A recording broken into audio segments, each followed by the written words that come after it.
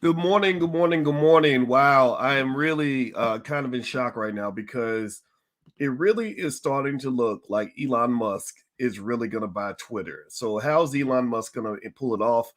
Why does why does this affect you? If you're black, you probably use Twitter.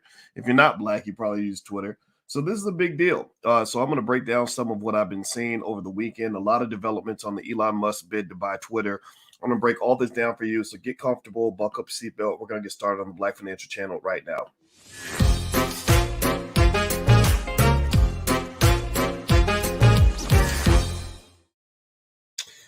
Hey, what's going on, guys? Welcome to the Black Financial Channel. That's theblackfinancialchannel.com. My name is Dr. Boyce Watkins. I'm your friendly neighborhood finance professor. On the Black Financial Channel, we talk about black wealth and black economics every day, sometimes as much as 10 times a day under one condition. The condition is that we are black first, and we're not apologizing for it. That means that we put our community at the top of our priority list. That means that we are closing the racial wealth gap, not just talking about it. It also means that we are educating our kids and preparing them to compete in the future. If you are down with the B1 philosophy, if you're down with all these ideas that I just stated, put a hashtag B and the number one in the chat, hashtag B1. I want to say hello, Charles. I see you in there first, and also hello to everybody on Instagram. So give me a yes or no. I want to ask you all a basic question, Shelton. How many of you use Twitter? Give me a yes in the chat if you use Twitter, say more than once a week. How many of y'all use Twitter more than once a week, maybe twice a week, 3 times a week, twice a day, 10 times a day, 5 times a day? How many of y'all use Twitter at least a little bit? How many of y'all maybe you're in black Twitter? Maybe you use Twitter to get information and news. You share information and news on Twitter. You share your opinions and your perspectives on Twitter. Give me a yes if you use Twitter. Okay, so Timothy says, I don't just use it. I'm also a shareholder. Okay, well, good for you. Well, let me just tell you, Timothy's been making money. Let me tell you why Timothy's making money. Twitter stock has been going up this week. The reason Twitter stock has been going up is because there's now new evidence to say that Elon Musk is he's about to make that move. He is about to really try to really own this thing, which is just a beastly endeavor. It's going to be hard. It's a little bit crazy, but it's doable, right? It's not like it's out of the question. But I'll show you guys Twitter stock. And the stock market talks to you. In case you guys don't know, the stock market talks to you. Now, if you're on Instagram, you can't see this. You can go to the blackfinancialchannel.com, click the link in the bio. You can see the screen, but it's okay. I can describe it to you. So don't worry. I'm going to tell you everything that's on here. All right. So basically, if you look at Twitter stock for the last month, you see that it's when green is good, basically. So when it's green, that's good. You see that big jump right there where the stock just suddenly jumps up. That's about when Musk started talking about owning Twitter. That was a big deal. Now here's the deal. His bid was, I think, $54.20 per share. The stock at that time was trading at about $39 a share, and so the stock didn't go all the way up to $54 a share. That's because the market didn't really believe him. If the market had believed him, then the stock would have gone a little bit higher. So you saw it kind of dip, go up and down, up and down. Volatility is there's a lot of speculation. Now this morning, you saw another move in the stock over the weekend. And the reason that you saw this upward move over the weekend is because Elon Musk, from what I've been reading, has actually obtained financing to own Twitter. That's a big deal. That means he's going to own your account, your Twitter account. He's going to get to control that. Why is that a big deal? Well, because from a lot of what I've been reading, Elon Musk, one thing that Elon and I have in common, it seems, is that we both believe in free speech. And that's why I respect the idea of him owning Twitter. I've always mentioned to you guys, and maybe you agree, maybe you disagree, but I've always said be really careful about trying to censor people. Like I know there's some people who say that if you say the N word, you should be censored. Well, if that's the case, then you need to go talk to Apple and Spotify and all these other companies, record labels that are putting out music that are referring to black people as the N word in every other lyric. That's another conversation. But even beyond that, when you go down that rabbit hole of having groups that feel like they have the right to decide what other groups are allowed to say, that's always going to flip back on you.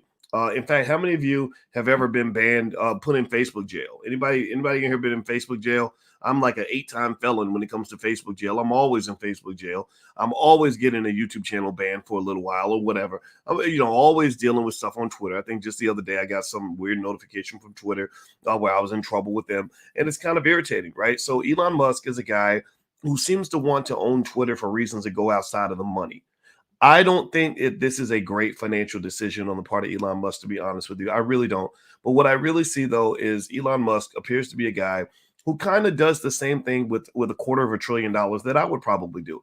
Most of us who are smart with monies and money and numbers, we realize how big that number is. $275 billion. Good Lord Jesus. You only need half one. You can one fourth of one of those, just one of those billions of dollars is is $250 million. You can live great off that. So the rest of it, the other 274.75 billion, is like a playground. A playground to go change the world. You can go out and do all kinds of stuff and make the world a better place. I mean, my God, I would be out building schools and adopting cities and trying to feed as many people as possible. I mean, so I like the fact that Elon just looked at Twitter and said, you know what, screw you. You're running your company badly. You're impacting the world in a negative way. I'm going to come in and I'm going to fix it. I respect that immensely. In fact, Jack Dorsey, who is one of the co-founders of Twitter, seems to have supported Musk. Dorsey's another big shareholder in Twitter. Up until Musk made his move, I think he was either the largest or one of the largest shareholders in the company. He supported Musk's bid to own Twitter. So from a financial standpoint, this move is probably, in my view, better for Twitter than it is for Musk. I think that Twitter benefits a lot. Musk does not. If you look at the price of Tesla stock, remember the stock market talks to you. I'm gonna pull Tesla stock up. Do me a favor, hit the thumbs up button if you haven't done it yet. Please hit the thumbs up button. Also, if you want to join the One Africa Unity Summit or the I Am a March event down in Georgia that's happening this upcoming weekend, just go to boycewatkins.com. If you're on Instagram, hit the link in the bio, and you can get passes. I think the One Africa Unity Summit has virtual passes, and Dr. Malena Karanga, Professor James Small, a lot of other great Black Scott, Scheherazade Ali, just a lot of great people, Rizza Islam. My wife, Dr. Alicia, will be there also. So if you want to be a part of that, just go to boycewatkins.com. I'll put the passes on my page, as well as just all the events. The Chicago event we have coming up, Charlotte. We have a few other places we're going to be. All right, so let's look at Twitter stock. Not Twitter. I'm sorry, not Twitter. Tesla.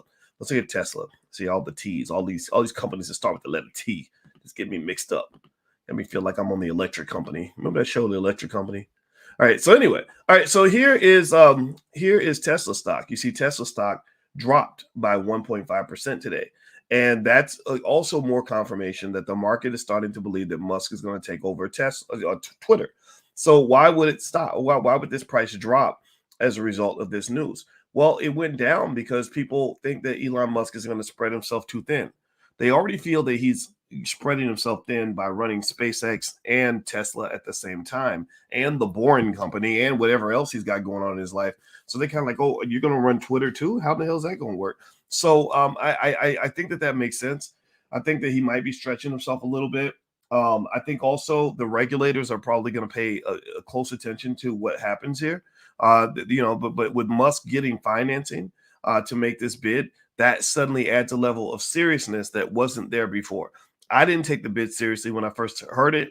I thought that he was kind of, blustering. Remember, I told you he was Donald Diddy a little bit. He's Donald Trump and Diddy. They one thing that they do is they like to talk a lot because they know everybody's always listening to them. So they'll talk about things they're going to do and not actually do anything. Trump did that, when he talked about, I can blow North Korea off the map. And man, you ain't blowing nothing off the map, right? Same thing with Diddy. If you notice, pay close attention. Diddy's made major announcements like he's going to buy the Carolina Panthers. Give me a yes or no. Does Diddy own the Carolina Panthers? Did he buy even 1% of the Carolina Panthers? Did that even happen? Was there any prolonged set of negotiations where he was really trying to make a move to buy the Carolina Panthers? Or did he just say it on Twitter? You see, so a lot of people, Twitter and social media, big platforms, allows people to write checks that they never cash. So ultimately, I thought Musk was doing the same thing. I thought he was being blustery. I thought he was just running his mouth. And I'll be damned if he's not actually trying to go make a move and buy Twitter. I think it could be beneficial in terms of impacting humanity and preparing for that trip to Mars. Remember, Elon Musk claims that that's his big thing. That's his big vision. He's building all these rocket ships so eventually he can get to Mars, and it'd be nice to own Twitter while you're going to Mars, and you can tweet constantly about your trip, right? So it'll be interesting to see how this plays out. In terms of other things going on in the stock market, before I do that, actually, do me a favor, hit the thumbs up button, thumbs up, thumbs up, thumbs up. Just a reminder, yesterday I mentioned a stock that I like. I mentioned Carvana. I'm actually buying some shares of Carvana today. So feel free to just take note of that. I'm not telling you to go buy it. This is not investing advice, but I am buying shares of Carvana because I like the stock. Also, Right now with your market, you're just in you're kind of in an ugly market right now because you've got a Fed that has inflated things out of control. What's interesting is that the inflation numbers that you see are not the real are the real serious inflation numbers. Like you kind of see the flare up, but you're not really seeing the real virus, the real illness that's really happening with all of this. The real inflation, the biggest inflation that I've seen is actually not the inflation that you see with the price of gas and the price of food. The biggest inflation has actually been in what they call asset inflation. Asset inflation is where the value of assets like houses and stocks goes way up because the Fed has made money so cheap lately. They've just been devaluing the currency so much. And actually, they said that a lot of people think that they've gotten rich over the last, say, 15, 20 years. But actually, that's because your investments are denominated in dollars. But they said if you denominate it in gold, you've actually gotten poorer. That you literally have seen a decline in the real value of these assets. So ultimately, this Fed is right now they're claiming they're going to raise interest rates and slow the economy down and deal with the inflation thing. I heard an expert this morning, I don't have his name in front of me, who kind of feels that the Fed is going to back down. I've heard more than one expert say that they don't think the Fed is really going to go through with all these rate hikes.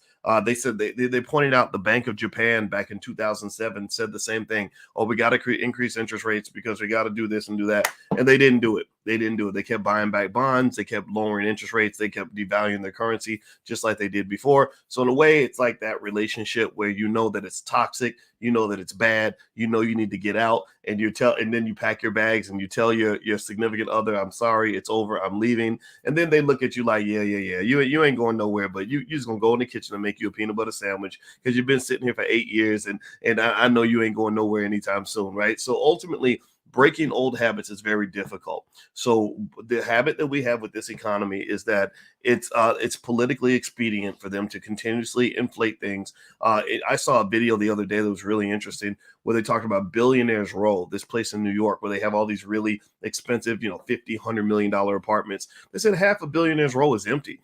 They said it's totally empty.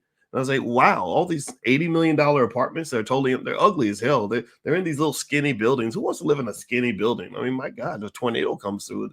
I wouldn't feel comfortable in a little tiny skinny building built like a stick. But apparently that's the trend in New York. And you know how trends work. When some people think it's cool, everybody wants to do it just because everybody else is doing it.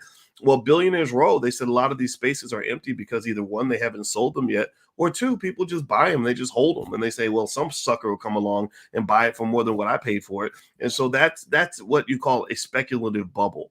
And so a speculative bubble is when everybody's just buying crap, Dogecoin on down, just because they think there's a bigger fool, there's a bigger sucker. NFTs, that's another speculative bubble in the eyes of some.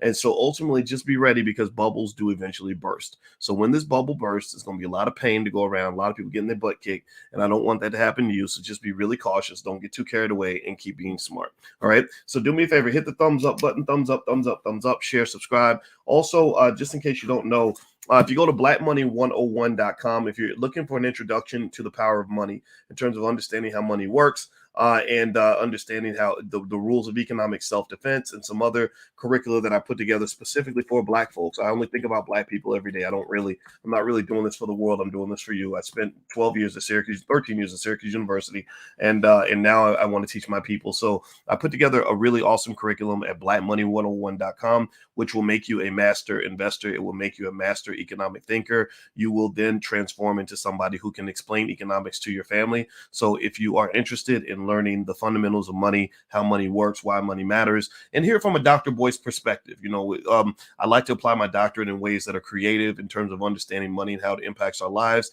So if you are interested in taking a look at that curriculum, feel free to go to blackmoney101.com and you can bring your whole family. I think you guys are going to like it. So anyway, guys, I'm out of here. Have a great day. Thank you for listening. Love you. I'll see you soon. Take care. Put the link in the chat. I can't put it in the chat because my thumbs are too big and fat. So just if you type blackmoney101.com, that's how you can get there. So I would type it in the chat, but it's the phone, and if I do that, y'all gonna lose me because I'm gonna end up dropping the phone, and my nostrils will be in the camera, and it'll look kind of crazy. So yeah, Black Money. Thank you so much, blackmoney101.com. Thank you for doing that. I appreciate that. All right, guys, have a good day. Love you, and I'll be back probably later on today as I see further developments in the market. So stay tuned. Make sure you subscribe. Love you. See you soon. Take care now. Peace.